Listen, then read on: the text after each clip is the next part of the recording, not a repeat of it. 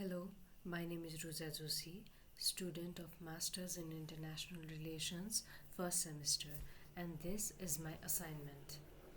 The question was, does Buddhist ethical principle really offer a realistic and useful framework for decision making in international politics?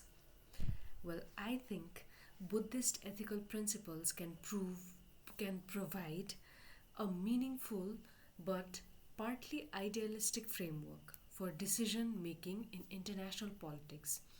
Two central ideas are compassion or karuna and non-violence or ahimsa. Compassion encourages states and leaders to look beyond narrow national interests and recognize the shared humanity of all people. It asks policymakers to reduce suffering wherever possible,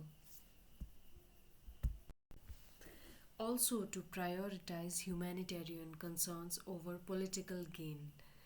On the other hand, non-violence strongly discourages the use of force and war. Instead, it promotes peaceful methods such as dialogue, mediation, and diplomacy to resolve conflicts.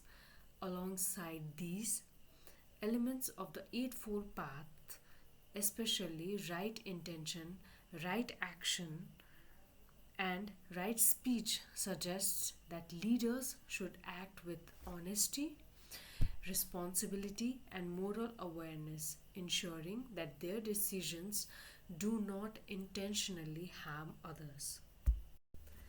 These principles can be applied to recent global conflicts such as the Russia Ukraine war. From a Buddhist ethical perspective, the focus would be on reducing human suffering on both sides of the conflict. This would involve calling for immediate ceasefire, increasing humanitarian aid for displaced civilians, protecting non combatants, and encouraging continuous diplomatic negotiations rather than military escalations. The emphasis would not be on winning the conflict but on restoring peace and reducing harm as quickly as possible. Talking about the strengths, one of the major strengths of Buddhist ethics in international relation is its strong emphasis on peace building. It provides a moral foundation that then discourages violence and encourages cooperation between states.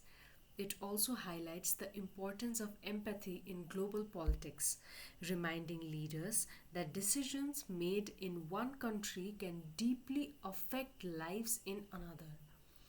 Another strength that I want to mention is its long term vision instead of focusing only on short term vision. Buddhist ethics encourages sustainable peace and stability.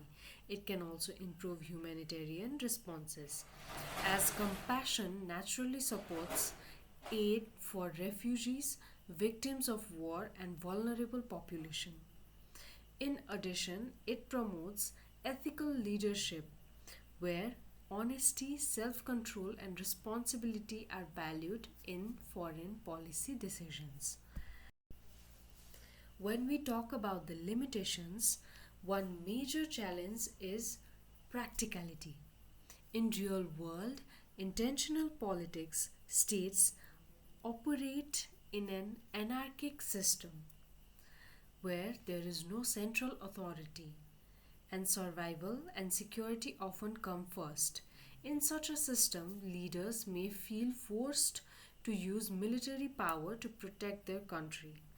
Even if it conflicts with non-violence, another limitation is that not all actors follow the same moral principles. If one side chooses peace while the other side uses aggression, the peaceful side may be at a disadvantage. This creates a dilemma where strict non-violence may not always be realistic. Additionally, Buddhist ethics can sometimes appear too idealistic, offering moral guidance but lacking clear instructions for urgent political and military crises. It may also be difficult to apply consistently as different leaders may interpret compassion and right action in different ways. So, overall, Buddhist ethics offer a powerful moral vision for international relations, especially in promoting peace, empathy, and humanitarian concern. However, while it provides strong ethical guidance, its practical application in modern global politics is limited by power struggles, security concerns, and the harsh reality of conflict. Thank you.